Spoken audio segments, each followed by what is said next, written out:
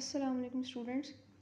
Previous lecture में हमने जो है वो study of malaria an example of biological method को स्टडी किया था कि कैसे जो है वो साइंटिस्ट ने बायोलॉजिकल मेथड का इस्तेमाल करके मलेरिया के केस को स्टडी किया था।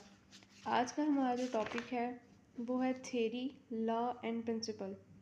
When a hypothesis is given a repeated exposure to experimentation and it is not falsified, it increases biologists' confidence in hypothesis.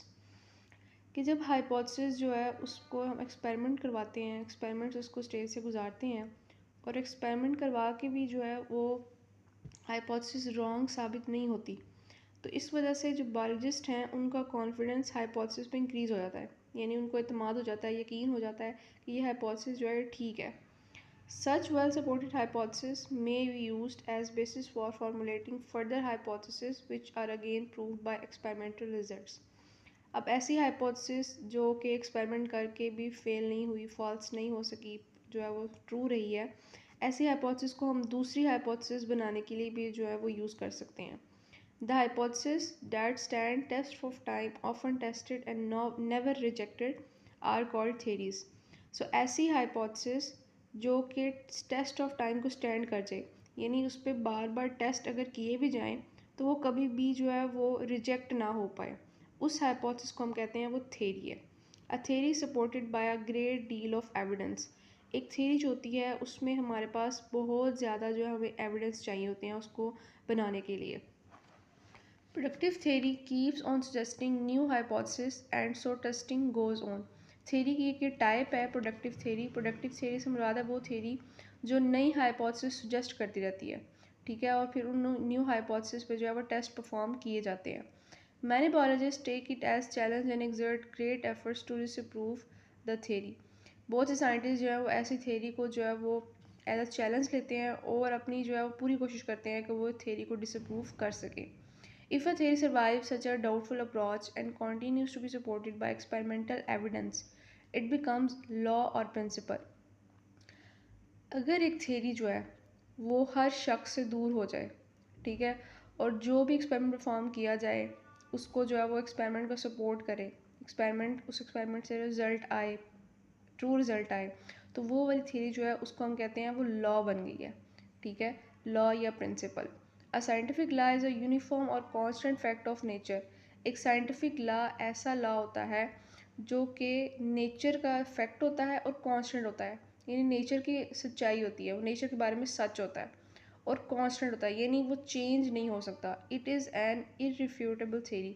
Law ऐसी थ्योरी होती है जिसे कभी भी हम तरदीद नहीं कर सकते, जिसे हम कभी भी रद्द नहीं कर सकते। Example the biological laws are Hardy Weinberg law and Mendel's law of inheritance. Law की मिसाल दी हुई है, जैसे बायो में जो है वो हार्डी वेनबर्ग लॉ है और मेंडल्स लॉ ऑफ इनहेरिटेंस है, तो ये कभी भी जो है वो तरदीद इनकी रद्द नहीं हो सकती, ये नाकाबिल तरदीद है।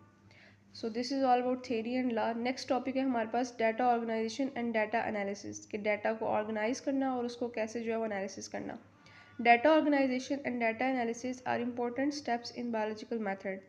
डाटा को ऑर्गेनाइज करना और डाटा को एनालाइज करना बायोलॉजिकल मैथड के इंपॉर्टेंट स्टेप्स हैं। Data can be defined as information such as names, data, dates और values made from observations and experimentation. Data की डेफिनेशन है ये कि ऐसी इंफॉर्मेशन जिसमें नाम आ सकते हैं, डेट्स आ सकती हैं या वैल्यूज़ आ सकती हैं जो आप ऑब्जर्वेशन और एक्सपेरिमेंट से जो है बनाते हैं, इसको हम कहते हैं कि ये डाटा है। आगे है डाटा ऑर्गेनाइजेशन।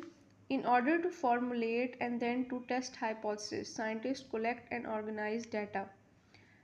हाइपोथेसिस को टेस्ट करने के लिए जो है वो बनाने के लिए साइंटिस्ट क्या करते हैं, डाटा को कलेक्ट करते हैं और उसको ऑर्गेनाइज करते हैं। Prior to conducting an experiment, it is very important for scientists to describe data collection methods. Experiment करने से पहले, एक्सपेरिमेंट कंडक्ट करने से पहले ये बहुत इंपॉर्टेंट है साइंटिस्ट के लिए कि वो डाटा के कलेक्शन मेथड्स को जो है वो एक्सप्लेन करें। It ensures the quality of experiment. इससे जो है वो एक्सपेरिमेंट की क्वालिटी का पता लगता है। Data is organize in different formats like graphics, tables, flow charts, maps and diagrams. Data को जो है वो डिफरेंट फॉर्मेट में जो ऑर्गेनाइज किया जा सकता है, जैसे कि आपके ग्राफिक्स हो गए, टेबल्स हो गए, फ्लो चार्ट्स हो गए, मैप्स हो गए और डायग्राम्स हो गई, ठीक है। तो ये हो गया डाटा के ऑर्गेनाइजेशन की वेज हो गई। नेक्स्ट स्टेप है डाटा एनालिसिस, के डाटा को जो है वो कैसे एनालाइज किया जाता है। Data analysis necessary to prove और disprove a hypothesis by experimentation.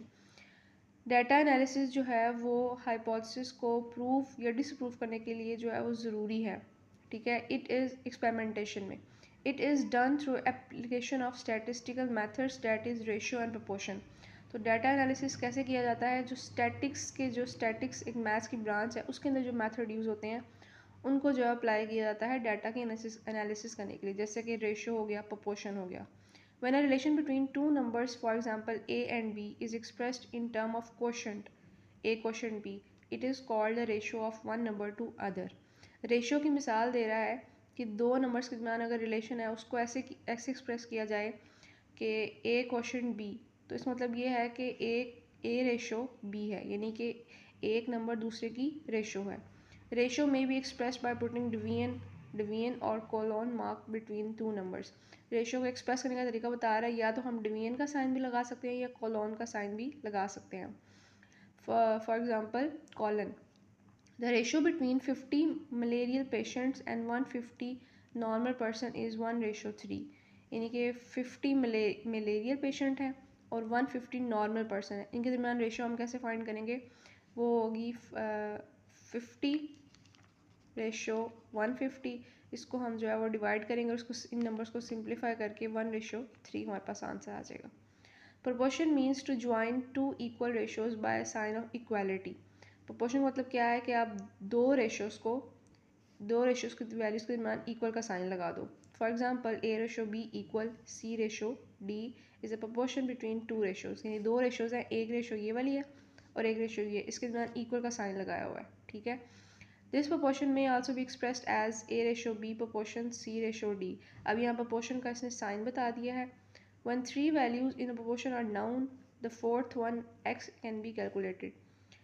अगर हमारे पास इस proportion की जो values लिखी हुई हैं a/b proportion c/d, इसके अंदर हमारे पास अगर तीन values हमें बताई गई हैं तो हम तीसरी को calculate कर सकते हैं। आगे इसके उन्होंने example दी हुई है। A biologist can calculate how many birds will get malaria when he allows infected mosquitoes to bite 100 healthy sparrows, ठीक है। In the previous experiment he noted that when he allowed mosquitoes to bite 20 sparrows, 14 out of them got malaria. Now he uses the proportion value। यानी पहले उसने experiment किया, उसने क्या किया कि यहाँ पर बताया हुआ उसने कि 14:20, यानी कि अगर मैं यहाँ से बताऊँ इस लाइन में समझाना चाहूँ आपको, बायोलॉजिस्ट जो है वो कैलकुलेट कर रहा है कि कितने बर्ड्स को जो है मलेरिया होगा जब इन्फेक्टेड मॉस्किटोज बाइट करेंगे हेल्दी को, 10 हेल्दी को, ठीक है। प्रीवियस एक्सपेरिमेंट ने क्या, उसने नोट किया कि जब उसने क्या कहते हैं इन्फेक्टेड मॉस्किटोज को 20 स्पैरोज को बाइट करवाया तो उसमें से 14 जो है मलेरिया उनको निकला। तो एक रेशो हमारे पास आ गई कि 14/20, यानी 14 को मलेरिया निकला 20 में से। अब हमने फाइंड करना है कि 100 में से कितने को मलेरिया निकला। तो हम जो है वो पहली रेशो निकालेंगे। पहली रेशो हमारे पास आएगी 14:20, जो यहाँ से आई प्रीवियस एक्सपेरिमेंट से। जो उसके बाद दूसरा एक्सपेरिमेंट किया उसकी रेशो हमारे पास x/100 होगी, क्योंकि हमें नहीं पता कितनी जो है वो हमें कितनी जो है स्पैरो जो है वो उनको मलेरिया हो जाएगा, तो हो जाएगा x/100। अब इसको प्रोपोर्शन की तरह अरेंज करेंगे और यहाँ से हम जो है वो इसने पूरा प्रोसेस बताया हुआ है हमारे पास कैसे जो है वो आ जाएगी, वैल्यू आ जाएगी एंड पे। तो 100 स्पैरो में से 70 जो है उनको मलेरिया होगा। तो ये इसने प्रोपोर्शन की जो है वो वे इस्तेमाल करके आंसर निकाला है। Statistics are thus a mean of summarizing data through calculation of mean value. This step is very important as it transforms raw data into information which can be used to summarize and report results. It is saying कि statistics जो है वो data को summarise करने के लिए बहुत जो है वो डाटा को समराइज़ करने के लिए हम इसको यूज़ करते हैं और मीन वैल्यू को कैलकुलेट करने के लिए इसको यूज़ करते हैं। और ये जो स्टेप है डाटा की एनालिसिस, ये रॉ डाटा को इंफॉर्मेशन के अंदर जो है वो ट्रांसफ़र करने के लिए इम्पोर्टेंट स्टेप है। और फिर जब इंफॉर्मेशन में जो रॉ डाटा है कन्वर्ट हो जाता है तो हम उसको जो है वो रिज़ल्ट को समराइज़ और रिपोर्ट करने में उसको यूज़ करते हैं। जैसे ये हमारे पास रॉ डाटा था, ठीक है, एंड पे हमारे पास जो है इंफॉर्मेशन आ गई, ठीक है। तो फिर इस इंफॉर्मेशन को जो हम रिज़ल्ट को रिपोर्ट और समराइज़ करने में यूज़ करेंगे। लास्ट हमारे पास जो है इस चैप्टर का टॉपिक है mathematics as an integral part of scientific process, कि मैथ्स जो है वो साइंटिफिक प्रोसेस का इंटीग्रल पार्ट है। इसको पढ़ते हैं। Biological method also involves the use of applied mathematics to solve biological problem, कि बायोलॉजिकल मेथड में मैथमेटिक्स के जो है वो भी यूज़ होती है प्रॉब्लम को सॉल्व करने के लिए। Major biological problem in which knowledge of mathematics is used including gene finding, protein structure and protein protein interaction etc। Major उसने बायोलॉजिकल प्रॉब्लम्स बताई हैं जिसके अंदर मैथमेटिक्स का नॉलेज यूज़ होता है। उन प्रॉब्लम्स में जीन फाइंडिंग, प्रोटीन स्ट्रक्चर या प्रोटीन प्रोटीन इंटरेक्शन आती हैं। लास्ट पे एक डेफिनेशन दी हुई है बायोइन्फॉर्मेटिक्स की। Bioinformatics refers to the computational and statistical techniques for the analysis of biological data. Bioinformatics ऐसी ब्रांच है जिसके अंदर हम बायोलॉजिकल जो डाटा होता है, जो हम प्रॉब्लम को सोल्व करते हुए जो डाटा आता है, उसके एनालिसिस के लिए कंप्यूटेशनल टेक्निक्स यानी कंप्यूटर से रिलेटेड टेक्निक्स और स्टैटिस्टिकल टेक्निक्स को यूज़ करते हैं। सो this is all about second chapter, solving a biological problem.